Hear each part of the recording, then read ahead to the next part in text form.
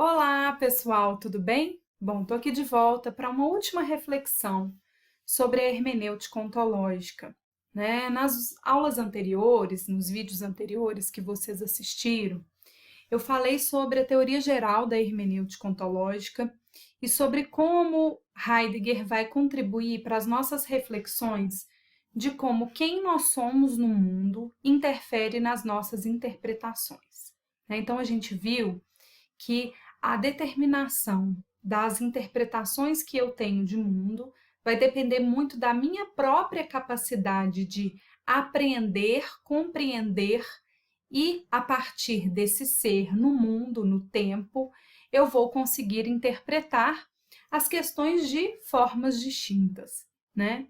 E por causa disso, eu trouxe algumas poucas reflexões aqui para vocês, mas que eu entendo que são bastante interessantes para a gente pensar esse ser no mundo e a nossa própria atividade de interpretação jurídica a respeito de tratar o direito.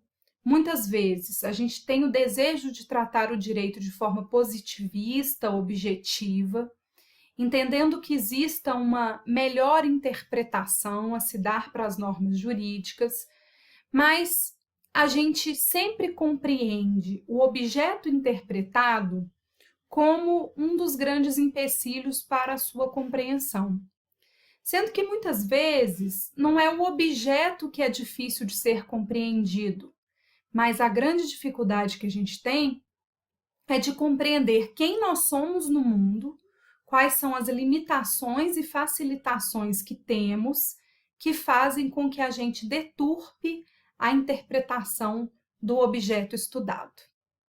Isso é bastante interessante porque a gente vive cada vez mais um sistema que tem reafirmado um pensamento constitucional chamado de neoconstitucionalismo, né, que eles chamam de novo constitucionalismo, que tenta consorciar uma interpretação de um direito positivo objetivo com os valores chamados de valores sociais, de justiça, de princípios que precisam ser incorporados nos ordenamentos jurídicos.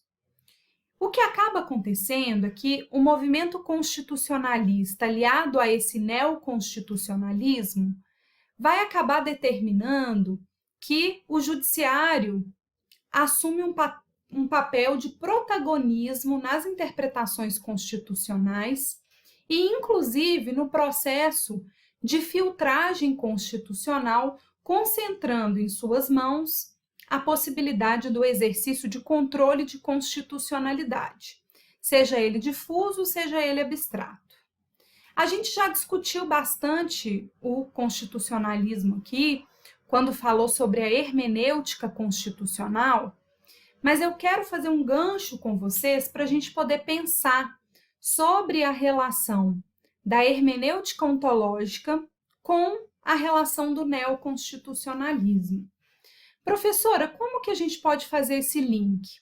Olha, quando a gente pensa que o sistema jurídico atual, que adota essas premissas neoconstitucionais, muitas vezes deixa a cargo do judiciário, principalmente do Supremo Tribunal Federal, a interpretação do direito para se dizer o que é verdadeiramente constitucional, a gente tomaria uma premissa de que essa interpretação feita pelo judiciário teria que ter um caráter objetivamente racional.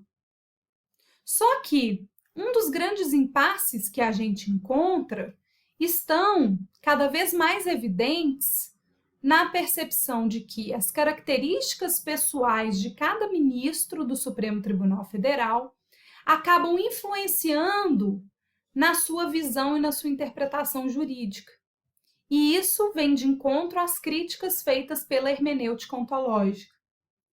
Se a gente analisar o Supremo Tribunal Federal, a gente vai perceber que existe uma diferença muito grande da visão de mundo particular dos ministros do Supremo para a visão de mundo que a maioria dos brasileiros tem, pela sua riqueza econômica, pelo acesso à educação que tiveram, por uma questão de cor de pele, né? Então, toda essa visão desse privilégio colocado para essas pessoas, e eu estou citando o exemplo do STF aqui para a gente pensar, que exercem cargos de poder e cargos que são imbuídos de poderes públicos, né? Porque a Constituição fala que todo poder emana do povo, então esse poder é do povo, mas exercido por essas pessoas que estão ocupando esses cargos. Então, o poder não é deles.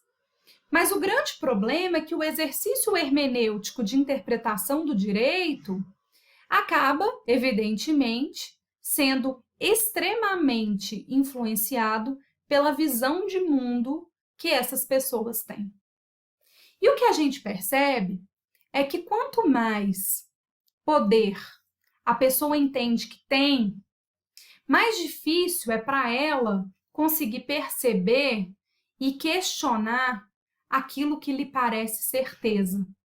Até porque, quando ela está imbuída de um cargo público que a permita dizer sobre o direito, sobre a justiça, sobre a constitucionalidade, o que parece é que o notório saber jurídico dessas pessoas legitimam qualquer resposta colocada por elas. Só que cada vez mais nós conhecemos essas pessoas, não é mesmo? Isso é até algo que não é sadio. A gente não deveria conhecer tanto os ministros do STF, porque a atuação do Supremo Tribunal Federal deveria ser um pouco mais austera, mais limitada à discussão da racionalidade e menos influenciada por arroubos políticos. A gente sabe que não é muito bem assim, que realmente acontece, né? Mas quando falamos sobre isso, o que a gente percebe é que hoje a gente conhece tanto essas pessoas que inclusive estão nas nossas televisões, né, que têm os seus votos divulgados e falados aí, o que é muito interessante porque parece que as pessoas estão se interessando pelo direito, mas poucos estão realmente querendo compreender o direito a ponto de terem educação constitucional para poderem questionar suas decisões. E aí, por causa disso, que a gente percebe que nós já conhecemos as características de cada ministro do Supremo, inclusive para antever as possíveis decisões que eles vão tomar. Diante do direito? Não. Diante das características particulares que eles têm, que os fazem decidir de forma mais livre, liberal, de forma mais conservadora, de forma mais neutra. Tudo isso diz muito mais sobre as características particulares dessas pessoas que ocupam esses cargos do que necessariamente uma discussão sadia sobre o direito. E uma discussão que se preocupe com uma hermenêutica constitucional que compreenda a influência que o nosso ser ontológico realiza na interpretação de diferentes objetos, inclusive do direito, né?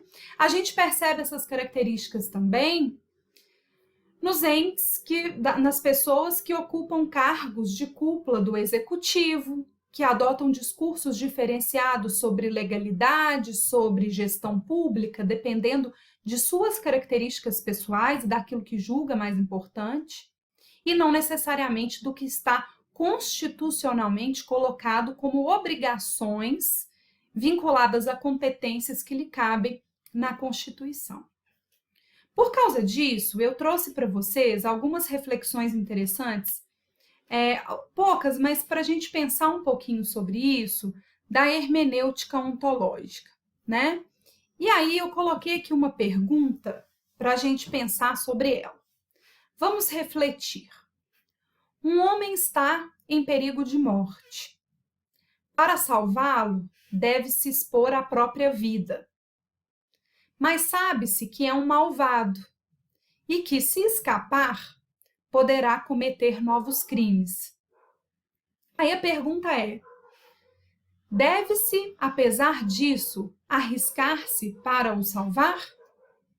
Então, olha, uma pessoa que comete crimes está com perigo de morte, ou seja, está com a sua vida em risco. Para salvá-lo, a gente tem que expor a nossa própria vida. A gente sabe que se salvar essa pessoa, provavelmente essa pessoa vai cometer novos crimes. Será que a gente deve salvá-la, apesar disso, e se arriscar para salvá-la?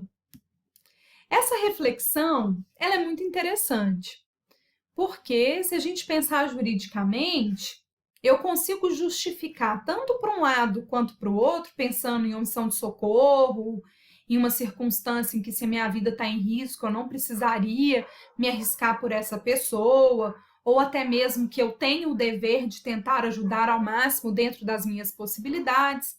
Juridicamente, nós conseguimos claramente interpretar essa possibilidade.